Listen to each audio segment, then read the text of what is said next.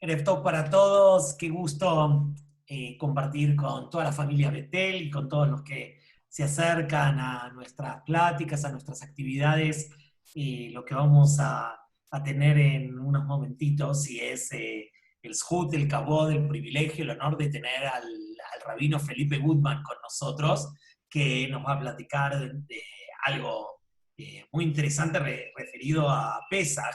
Y quiero recordar que el rabino Felipe Goodman, que fue rabino en nuestra comunidad, es coautor junto al rabino Marcelo Rittner de una Agadá que compartimos. Así que el tema de Pesaj y el nombre de Felipe viene asociado para muchos de nosotros con una bendición, la de esa Agadá que compartimos en la mesa de nuestro Seder y en la mesa del Seder comunitario, que este año lamentablemente no vamos a poder tener en forma presencial. Y quería agradecerle muchísimo a Felipe por su tiempo, por su dedicación, por siempre estar predispuesto, porque es verdaderamente un mensch, una gran persona, con un gran corazón y un amor muy grande por su comunidad en México, por Am Israel. Y el rabino Felipe Goodman es rabino en Las Vegas, en Bet Sholom.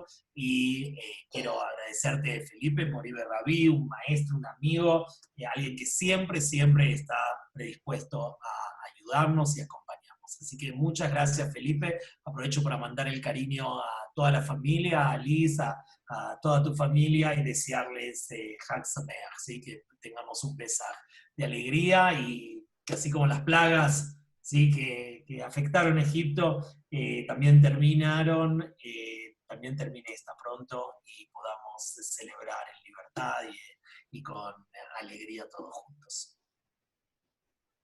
Gracias, Leo. Eh, la verdad que me da mucho gusto estar con ustedes hoy en la noche y poder hablar un poco de Pesach. Fíjate que esta Gadá de la que hablas, que hice con el rabino Marcelo, solamente la pude usar en un seder en mi vida, porque la sacamos y este año fue el seder que hicimos en México y al año siguiente nos fuimos a Las Vegas. Entonces, una vez que llegamos acá, aunque el segundo seder siempre lo hacemos en la casa, el primero siempre en el templo, siempre tenemos gente y no podemos hacerlo en español. Creo que este va a ser el primer año que la voy a poder volver a usar en mi seder porque no tenemos a nadie en la casa. Todo está a larga distancia, igual que en México, aquí en Estados Unidos. Llevamos ya en Las Vegas 3 semanas de encerrados, así que me da mucho gusto poder estar con ustedes en México, aunque sea a la distancia. Siento como que estoy viajando un poquito y saliéndome de la casa. Y muchas gracias por tu introducción, Leo. Yo también me siento muy, muy contento de poder siempre, cuando voy a Betel o cuando hablo con alguno de ustedes, me siento siempre como en casa y te agradezco muchísimo las bonitas palabras que dijiste. Y muchos saludos a Ari y a Marcelo también, por favor, y a Leibele, por supuesto. Eh, bueno, quería yo hablar un poco acerca de un tema de Pesach que siempre me ha llamado muchísimo la atención y realmente cuando empezamos a hacer esta Gadá hace muchos años, fue un tema que realmente empezó a darme cierta curiosidad intelectual porque no entendía muy bien, parecía que había una contradicción real en la Gadá. Hay una contradicción, de hecho, en la Gadá, que es por qué comemos matzah en Pesach. Tenemos dos razones que se formulan en el texto tradicional de la Gadá. Una de ellas es Alachmania, es el pan de la aflicción que comieron nuestros antepasados en la tierra de Egipto. Y la otra es la respuesta que da Rabban Gamliel a una de las 4 preguntas de Manish Taná, que es porque nuestros antepasados no tuvieron tiempo de esperar que el pan se levantara, o sea, que la levadura se levantara y salieron corriendo de Egipto. Entonces, la pregunta parece una pregunta muy inocente, ¿no? ¿Cuál de las dos razones es la verdadera? ¿Por qué no pueden ser las dos razones? Y la verdad es que son las dos razones. Pero creo que hay una verdad histórica en la cuestión de la matzá que no podemos negar. Y para poder aprender hay que empezar desde el contexto histórico en el que estaban los Bené Israel en la tierra de Egipto. Antes de poder hablar de matzá, por ejemplo, vamos a hablar de un tema que es mucho más conocido, que es el tema de los sacrificios, el culto sacrificial de los Bené Israel. Que por cierto, ahorita acabamos de empezar Sefer Vayikra, la semana pasada, estamos en Tzav, la segunda parashá, y empezamos a ver realmente en contacto muy directo todo el culto sacrificial de Israel. Y la verdad que la mayoría de nosotros siempre nos preguntamos otra vez los sacrificios, ¿qué podemos aprender de eso? Pero se puede aprender muchísimo, muchísimo. Por ejemplo, si ustedes leen la tercera parte de Moreh Nevuchim de Rambam, de la guía para los perplejos de Maimónides, el capítulo 32 tiene algo muy, muy interesante, en donde Maimónides relata desde lo profundo de su alma lo que él piensa acerca de los sacrificios. Dice, los sacrificios existen solamente, y es algo muy interesante, porque Dios tenía que encontrar una manera de, cuando saca a los judíos de Egipto, de poder formar un puente entre lo que ellos veían que sus amos hacían en Egipto cuando ellos realizaban abodá, cuando ellos realizaban servicio a sus dioses paganos, y cómo nosotros nos íbamos a comportar como un pueblo libre. Rambam dice, si nosotros hubiéramos empezado a rezar como rezamos hoy, obviamente Rambam escribe en la Edad Media, ninguno de esos exesclavos hubiera podido entender lo que estaban haciendo, porque para ellos un sistema de culto tenía forzosamente que tener sacrificios. Por lo tanto, es lo que Dios hace que hagan para que estén expuestos a lo mismo que estaban expuestos en Egipto y no sintieran que todo su mundo se estaba derribando de un momento al otro. La cuestión de la matzá es una cuestión muy parecida y es una cuestión muy interesante porque no sé si ustedes sepan, pero los egipcios eran panaderos por excelencia y también era un pueblo, fue el primer pueblo de la antigüedad en tener cerveza. Dos cosas, el pan y la cerveza se distinguen por un elemento especial que es la levadura. Entonces, sabemos que el concepto de no comer hametz en Pesaj tiene una liga a la levadura que se usaba en Egipto y que los Bené Israel veían que sus amos usaban y comían y ellos no podían comer y ellos no podían gozar. De hecho, el no comer hametz es un lazo histórico a la esclavitud también. Es un lazo histórico tan grande como el comer matzá. El no comer hametz es una afirmación negativa, ¿sí? Éramos esclavos y no podíamos comer levadura. Éramos esclavos y solamente comíamos pan que no se levantaba. Por ejemplo, si ponen atención ahorita en su pantalla, les voy a enseñar el primer texto que quiero que compartamos juntos. Es un texto que es un texto tradicional de la Agadá. Aquí está. Y es obviamente Al-Ahma'ania, que es un texto muy, muy, muy importante en la Agadá de Pesaj. Déjenme nada más encontrarlo yo en mi pantalla, que no, aquí está. Ok.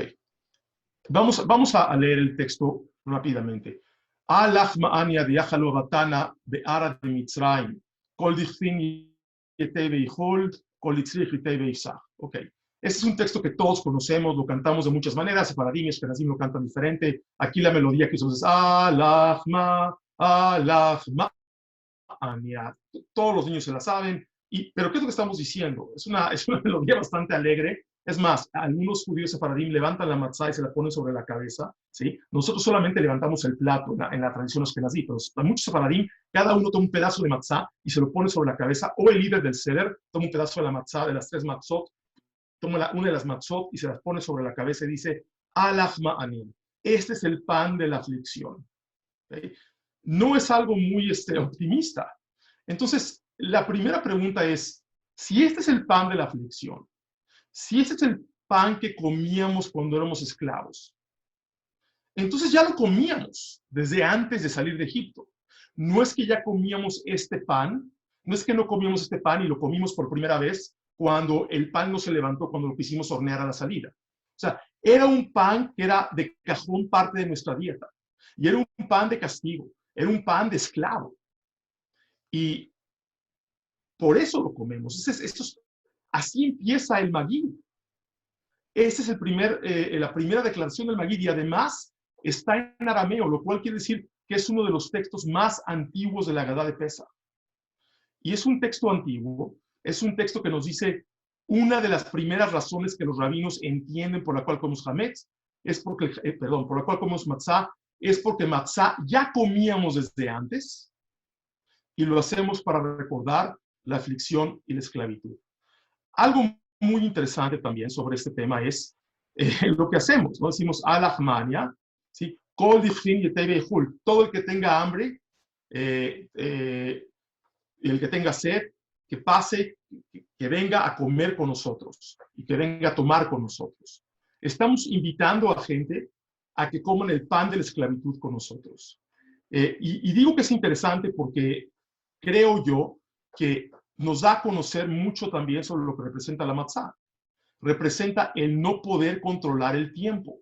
Eso está ligado con el no tener tiempo a que se levante el pan y salir corriendo. No podemos controlar el tiempo, los esclavos no son dueños de su propio tiempo. Y por eso comíamos este pan durante 400 años, no solamente a la salida de Egipto. Regresando al tema de la levadura, de la cerveza y del pan en Egipto. En abril del año pasado, hubo una historia muy importante aquí en Estados Unidos, en National Geographic la publicó por primera vez, un tequi, un muchacho que le gusta mucho el tech y también le gusta hacer pan, y que tiene muchísimo dinero porque era de los que daban dinero para empezar fondos para inventar high-tech en Silicon Valley, cerca de San Francisco, compró un poco de levadura de más de 4.500 años de antigüedad de un museo de Egipto. La levadura, no sepan, pero se mantiene por miles de años y con esa se hace el pan, el sourdough, que sería el pan agrio, me imagino que es la manera de, o el pan ácido, sería la manera de traducirlo al español. Y él con ese sourdough, con ese poco de masa, con ese pequeño poco de levadura, empezó a hacer un pan como el que hacían los egipcios, lo sacó en Twitter todo el experimento y lo probó y dijo que era el pan más delicioso que había probado en su vida. Y esto sirvió para demostrar que los egipcios de veras eran panaderos expertos. Lo que pasó a raíz de ese artículo es que también muchos de los arqueólogos que han trabajado con esto en Egipto empezaron a formular teorías de que los egipcios tomaban el arte de hacer cerveza y de hacer pan tan en serio que limpiaban sus panaderías, sus hornos, sus destilerías, por lo menos una vez al año, tremendamente. Y los que limpiaban, imagínense quiénes eran los esclavos. No hay manera de comprobar que eran esclavos hebreos los que lo hacían, porque eso sería muy, muy difícil de hacer, pero que había esclavos que los que limpiaban esta industria panadera y cervecera de Egipto eran esclavos. Ese es un lazo, es un vínculo más con la historia de Pesaj, que tiene mucho que ver por fuera de nuestra historia tradicional y que está ligada también con por qué limpiamos y por qué comemos matzá. Ok.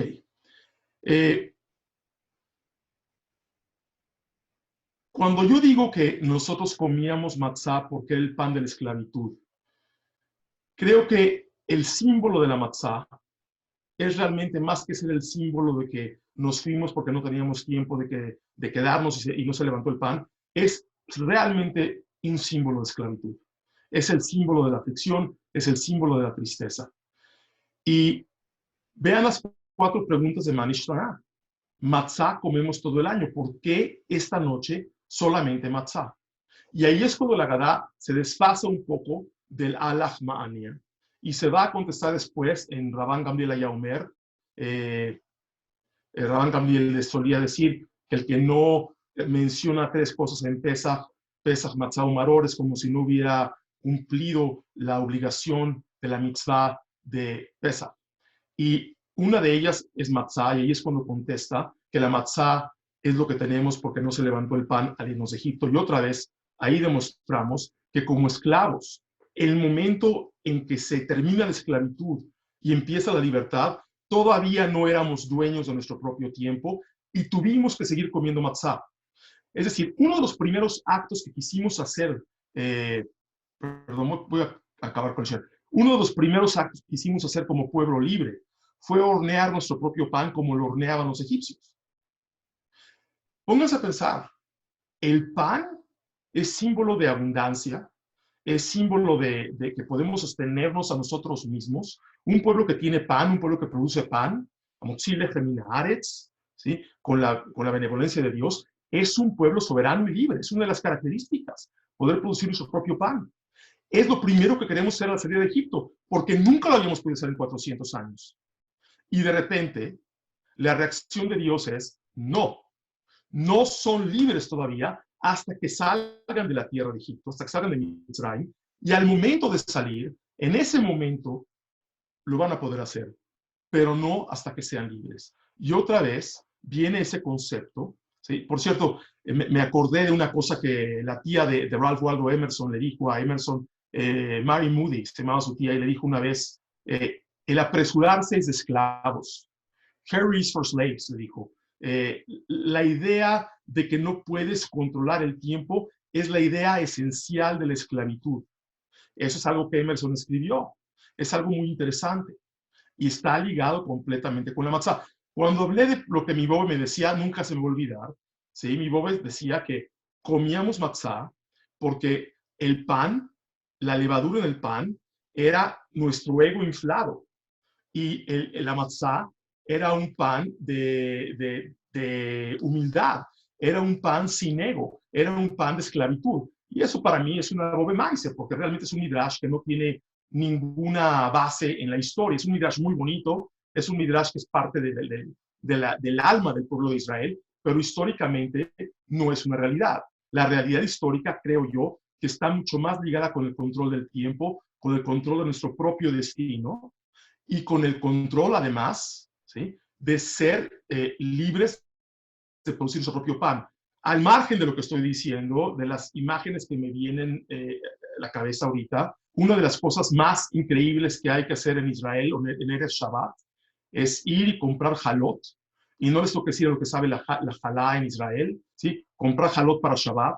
El olor de las panaderías, inclusive entrar al súper, el olor del súper, el olor de Jerusalén antes de Shabbat, es un olor de pan recién horneado. Es un olor de un pan, es un olor de un pueblo libre. Es un olor de un pueblo que tiene la habilidad de producir su propio pan, de satisfacer su hambre.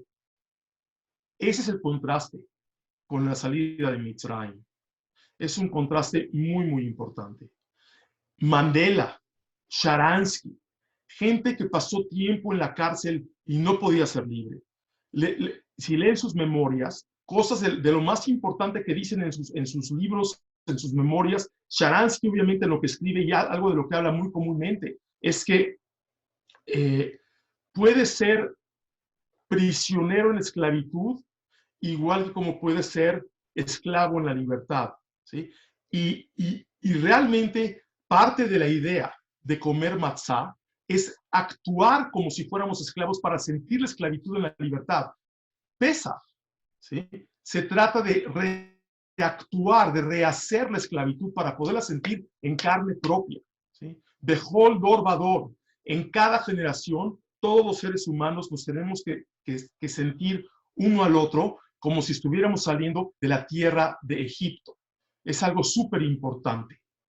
Y les digo esto porque si no tenemos esa capacidad, si no tenemos la capacidad de sentirnos como esclavos, no podemos sentir lo que es la libertad. Es una de las mitzvot más importantes de Pesach, sentir la esclavitud de nuestro propio cuerpo. La matzá es un recordatorio físico de la esclavitud. Otra historia rápida, Primo Levi, en el libro Si esto es un nombre, escribe lo que pasa al final de las marchas de la muerte cuando están a punto de liberar los campos de concentración y la gente está marchando de un lugar a otro en Europa y mucha gente se está muriendo. El concepto de invitar a la gente a comer pan de la esclavitud. Primo Levi redacta la historia de que cuando estaban en las marchas la gente no compartía el pan o no compartía lo poco que tenía de comer, las migajas que tenían. Pero en el momento en que entraban en algún lugar en donde había un techo y se sentían seguros, inmediatamente empezaban a compartir, aunque fuera ese pan de la esclavitud. Y el pan de la esclavitud en la Shoah no es lo que decir yo, no tenía que ser matzá, era lo que fuera. Y en ese momento en el que tú sientes que hay un mañana, en el que tú sientes que mañana vas a tener con qué seguir adelante como ser humano, puedes compartir una vez más. Por eso es tan importante el ritual de poder compartir matzá con la gente que invitamos a nuestro sedarín. Porque sabemos que aunque reactuamos y rehacemos la idea de la esclavitud, sabemos que mañana no seremos esclavos una vez más. Esto es algo importante también en el momento histórico que estamos viviendo ahorita. Creo que la matzá se vuelve importante. Estamos, les digo, llevo 3 semanas yo en mi casa básicamente, y creo que en México las cosas apenas empiezan. Aquí las cosas en Nueva York están terribles. Hablo con mis amigos, con rabinos en diferentes lugares de Estados Unidos y ¿qué les puedo decir? No podemos ver la salida. Vamos a pasar estos Sedarim realmente encerrados, y la idea es que no nos encerremos solamente en nuestras propias casas, sino que salgamos de nosotros mismos, que podamos, aunque estemos encerrados, sentir ese paso de abdut lejerut, de esclavitud a la libertad, y matzah, y poder comer matzah y entender lo que es la matzah, es un paso muy importante a dar con eso. Quiero enseñarles otra cosa en mi pantalla, un segundo, si me permiten, que es el texto de Rabban Gamliel. Aquí está. Muy bien. El texto de Rabban Gamliel. Matzah. Zosheanu ochlim al shumma. Esta es la parte ya que está muy cerca de antes de comer la seudá de Pesach, el ser de Pesach, y es, por cierto, la contestación a una de las preguntas de Manishra. Al sum shelo ispik betzekam, ¿sí? La matzah debe recordarnos que antes de que hubiese tiempo para que fermentara la masa que prepararon los antepasados para su pan, el Rey de Reyes, el Santo bendito sea, se les reveló y los redimió. Leemos de la Torá: y cocieron matzá con la masa sin levadura que habían leudado, pues fueron arrojados de Egipto y no podían detenerse y no habían preparado provisiones para el viaje. Otra vez, estaban preparando provisiones, pero no les dio tiempo. Tuvieron que salir. Y en el momento que sintieron el júbilo de la libertad, sintieron que podían ya preparar pan como cualquier otro pueblo podía preparar pan. Súper importante. Ese es el momento que nosotros tenemos que sentir en el Seder este año. Que estamos en el momento que sabemos que vamos a ser libres. No sabemos cuándo va a llegar ese momento. Puede ser en 2 semanas, puede ser en un mes, puede ser en 2 meses, pero sabemos que va a llegar. Y mientras, tenemos que seguir guardados y tenemos que seguir cuidándonos, sabiendo que la libertad viene y que la esclavitud termina. Pero mientras tanto, recordando que nuestros antepasados también pasaron por un momento muy difícil. Por último, quiero compartir con ustedes algo que es para mí fundamental sobre la Agadá de Pesach y que es algo que mucha gente muchas veces no toma en cuenta, que es Had Gadía. Quiero terminar con Had Gadía. Creo que es una buena manera de terminar la explicación. Lo estoy diciendo, luego pasamos a las preguntas. Had Gadía para mí es una de las partes más importantes de la Agadá de Pesach. ¿Por qué? Porque Pesach es una fiesta mesiánica por excelente en el calendario judío. O sea, sabemos, creemos, estamos conscientes de que cuando el Mesías llegue, va a llegar durante Pesach. Y por cierto, va a llegar en un momento de desesperación para el pueblo que se transforma en un momento de paz, y en ese momento llega el Mesías. Aquí en Estados Unidos, y aquí donde yo estoy, por ejemplo, ya tuve 4 entierros en 2 semanas. Estamos pasando por un momento difícil en donde lo único que vemos a nuestro alrededor es que no sabemos qué va a pasar el día de mañana con gente que conocemos, con nuestros vecinos. Muy importante tener en mente la fragilidad de los seres humanos. La última parte de Had Gadía es lo que quiero enseñarles, ¿sí? Y voy a señalarla aquí. Obviamente sabemos todo el Had Gadía. Beata Kadosh Baruch Hu, Beshachar le Malach Hamavet, Beshachar le Torah, Beshata le Maya, Bechava le Nura.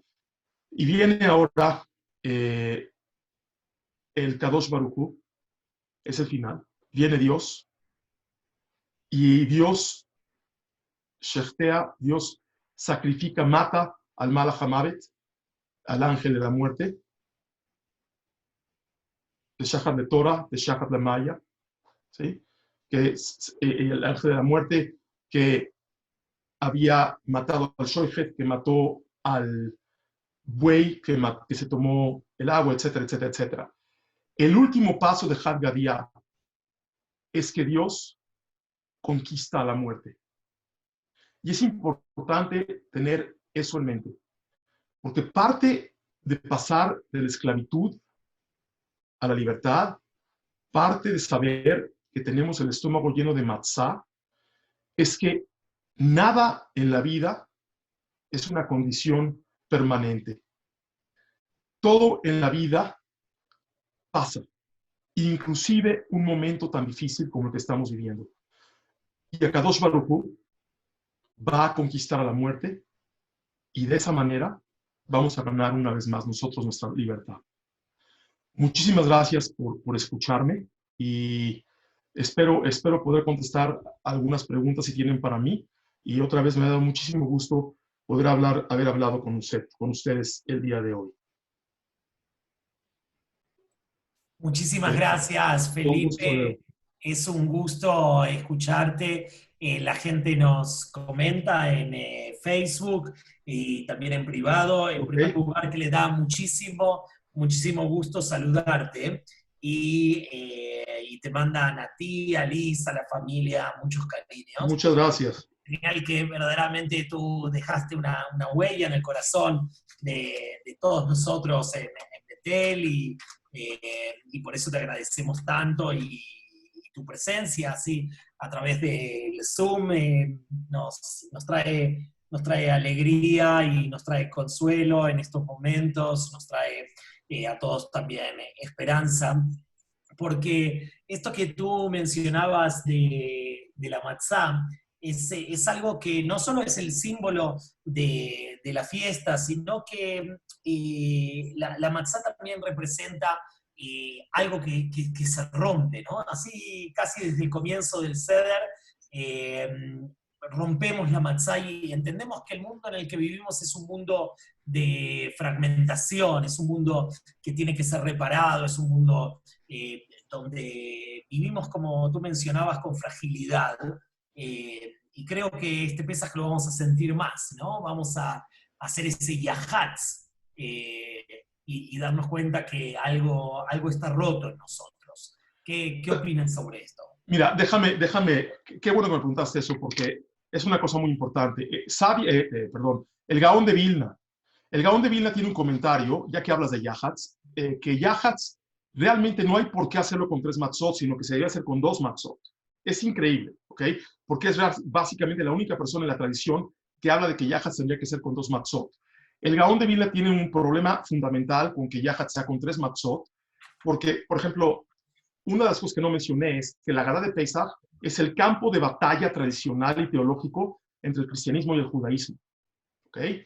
Muchos de los problemas teológicos entre judaísmo y cristianismo se manifiestan en los textos de la Haggadah, que por eso no fue hecha en un día, es el producto de muchísimos siglos. Rabban Gamliel, que fue el que dijo, el que no menciona estas 3 cosas, Pesach, Matzah, Maror, no cumple con la obligación, es la misma persona que puso en la mirada de la Malshinim al Tikvah. A los perversos no les des esperanzas en la vida. Y se estaba refiriendo a los cristianos. Y Rabban Gamliel estaba tomando una controversia histórica en contra de la Trinidad del cristianismo. Romper las 3 matzot, las rompemos, según el Gaón de Vilna, para tener 4 y no 3. Es decir, obviamente esa es una explicación tradicional y estoy de acuerdo con el judaísmo tradicional 100%. Representa la fragilidad de la vida, representa la fragilidad de la libertad, pero muy importante, el romper yahatz, según el Gaón de Vilna, es una controversia directa para no tener 3 matzot, sino 4. Muy interesante. Hay una serie de televisión en Israel que sale antes de Shabbat con Dov Elbaum.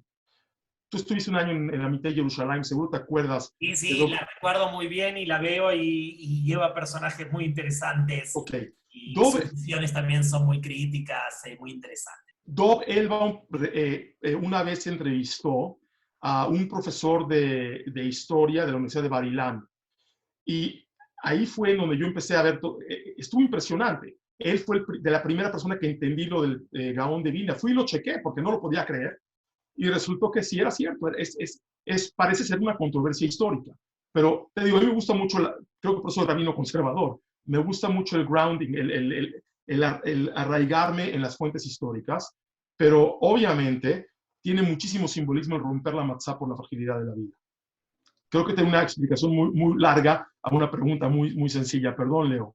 No, precioso, Felipe, muy interesante y justamente quería compartir contigo que vas a entender esta expresión tan usada en México de compartir el pan y la sal, ¿no? ¿Qué te trae a ti esta expresión en torno a lo que mencionabas de la matzá, ¿no? Esto que en México se usa tanto, ¿no? Decir compartir el pan y la sal viene también de nuestra tradición, por supuesto, de textos judaicos que hablan de compartir el pan. Eh, ¿qué es para ti? ¿Qué va a significar en este Pesaj para ti compartir el pan cuando vas a estar solo en tu casa con tu familia más cercana? Mira,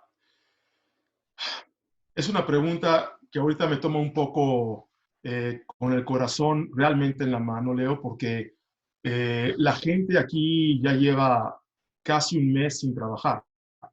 Y obviamente la mayoría de la gente de nuestra comunidad, de mi templo, está bien, no les falta nada, pero tenemos mucha gente en la comunidad que se las está viendo en serio negras. Y por primera vez en 22 años que llevo acá, abrimos un fondo en el que cualquier persona nos puede hablar y simplemente con que yo sepa quiénes son y no revelo su nombre a nadie, inmediatamente les mandamos comida para Pesaj, tarjetas para poder comprar comida para Pesaj o comida ya preparada. Transformamos toda nuestra cocina en el templo ahorita siempre hacíamos el ceder para, yo qué sé, 250 personas, ahora lo transformamos en una cocina para comida para llevar. Entonces, y todos nuestro grupo juvenil son los que van a llevar a repartir la comida a la gente que no puede venir por ella, que no puede salir a la calle. Uno de los problemas graves que teníamos es que no teníamos matzá. Acuérdate que aquí la matzá viene realmente toda o de Nueva York o de Israel. Y no había manera de conseguir matzá. Finalmente llegó matzá esta semana y por fin pudimos conseguir matzá. Y ahora esto de compartir el pan va mucho más allá de sentarte en la mesa con invitados. Va realmente en que la gente pueda tener pan, pueda tener matzá para celebrar Pesaj. En mi vida jamás pensé en un momento en el que yo podía vivir en que alguien de nuestro pueblo pudiera sentarse en un ceder sin tener matzá. Y realmente te hace pensar en lo que significa poder compartir el pan y en un año normal poder invitar a toda la gente que siempre quieres invitar a tu casa para Pesaj. Yo siempre invito, tenemos el harim en mi casa de 40, 50 personas, invitamos siempre, yo qué sé, invitamos a uno de nuestros senadores, a un congresista, al alcalde, a gente importante de la comunidad. Es algo muy interesante el ser que hacemos en la casa. Es la primera vez que lo hacemos solos. Están aquí mis 3 hijos, Liz y yo, en muchos años, y nos vamos a conectar con Zoom en el CEDER. Tenemos ahorita ya 150 reservaciones vía Zoom para podernos conectar. Y compartir el pan este año significa también no solamente compartir el pan físicamente, sino el pan del sustento intelectual y del sustento espiritual de nuestro pueblo. Gracias, Felipe. Te sigue saludando la gente. Gary Burak dice: la Gadá y el diseño nos quedó muy linda, es un buen recuerdo. Así que muchas gracias a Gary. Liz está también y dice que va a ser un ceder muy espiritual. Y yo, Felipe, un poco para cerrar, me pareció muy interesante, como toda la gente aquí felicita por la clase. Quiero decirte lo siguiente. ¿Cómo tú algo mencionas? Pero me gustaría que puedas extenderte un poquito, ¿cómo se está viviendo este momento de cuarentena o de aislamiento en una ciudad tan turística como es Las Vegas, ¿no? Yo no conozco todos los detalles de la economía de Las Vegas, pero me imagino que muchísima gente vive en torno al turismo, a los hoteles, a los espectáculos. Definitivamente, vamos a decir, Manishtana Lailas de Nicola Leilot, ¿no? En este año vamos a poder decir que va a ser una noche diferente, ¿no? ¿En qué sentidos va a ser diferente y si puedes extenderlo un poquito más? Mira, empezando porque una de las razones por las que tenemos el primer ceder en la comunidad y no el segundo es porque hay muchos turistas que vienen a Las Vegas y no tienen dónde pasar el ceder y quieren un ceder kosher. Entonces, los únicos Sedarim kosher que hay es el nuestro y el de Chabad. Los demás son sinagogas reformistas. Entonces, es importante para nosotros tener el primer Seder, pero obviamente este año no hay turistas. Los casinos cerraron en Las Vegas hace ya 3 semanas. Realmente, lo que nos está salvando el número de casos en Las Vegas es que los casinos y el centro de convenciones cerró, porque sin eso tenemos 500 kilómetros de distancia con Los Ángeles, bueno, 450 kilómetros de distancia con Los Ángeles, y no haya que venir a Las Vegas, estamos muy aislados. Nuestra única industria es el turismo, entonces si no existe el turismo no hay quien venga, y no tenemos manera de contagiarnos con la gente del exterior. Eso nos ha salvado, pero al mismo tiempo la economía está totalmente destruida. Eh, eh, muchísima. Cada cuarto de hotel en Las Vegas le da empleo a 4 personas. No directamente en la industria de los hoteles, pero en cualquier industria, en cualquier tipo de empleo. Y entonces todos esos empleos empiezan a desinflar la economía instantáneamente y enfriarla. Wynn y el Venetian, que es de Adelson, que son los dos casinos de dueños judíos, le están pagando a sus empleados 2 meses, lo cual es algo nunca visto. Y lo cual, mira, y sabes tú que mi relación con Sheldon Adelson no es la mejor relación del mundo, pero te hace sentir muy orgulloso de que por lo menos nuestra gente está haciendo lo correcto en mantener a sus empleados por los próximos 2 meses. Se me salen las lágrimas casi de escuchar eso porque los demás no lo hicieron. MGM, que es un grupo enorme, no lo hizo. Caesars Palace, Caesars Entertainment no lo hizo. Y bueno, el gobierno tiene muchas medidas ahora para salvar la economía y para ayudar a los desempleados, pero no creo que vaya a ser suficiente. Otra cosa es que el ánimo anda por los suelos. Tengo un amigo mío que es pastor evangélico y se fue el otro día, el domingo, a transmitir directo desde el Strip, en su Facebook page. Parecía un pueblo fantasma. O sea, un lugar en donde el tráfico, nunca quieres pasar por ahí por el tráfico y el ruido. Los letreros iluminados siguen, pero no hay nadie en la calle, está totalmente desierto. O sea, ahí puedes ir a caminar sin peligro porque no hay gente. Y te da mucha tristeza porque esta es una ciudad que realmente sobrevive de eso. Y nosotros, especialmente nuestra comunidad, sobrevive muchísimo de la cuestión de la cuestión del turismo. Nuestra gente trabaja en niveles altos en los casinos y llevamos aquí 70 años por eso, solamente por eso. También, como mencioné, me ha tocado hacer ya varios entierros y es muy difícil porque las restricciones son tan fuertes que solamente estás tú y el personal que trabaja en el panteón. Y bueno, lo estamos haciendo por Zoom. Hacer un entierro por Zoom es algo muy, muy difícil y esto ha cambiado las cosas tremendamente. Yo lo que creo, y aquí es donde viene el silver lining, la cadena de oro del fondo de la situación. Yo creo que al final de todo esto, si yo tuviera ahorita mucho dinero para invertir, invertiría en la bolsa, pero también invertiría en las acciones de la comunidad judía de sinagogas, porque siento que cuando eso se termine la gente va a regresar en masa. Se ha producido un fenómeno que la gente extraña venir al templo que nunca venía, porque se están dando cuenta de que una persona que no vive en comunidad es una persona que se desaparece de la tierra. La fuerza de la comunidad ahorita es lo que está salvando a la gente. Y es lo que está salvando a la gente, no económicamente, sino espiritualmente. Saber que no estás solo, saber que tienes a alguien que si te sientes mal, puedes llamar, puedes llorar en el hombro de alguien.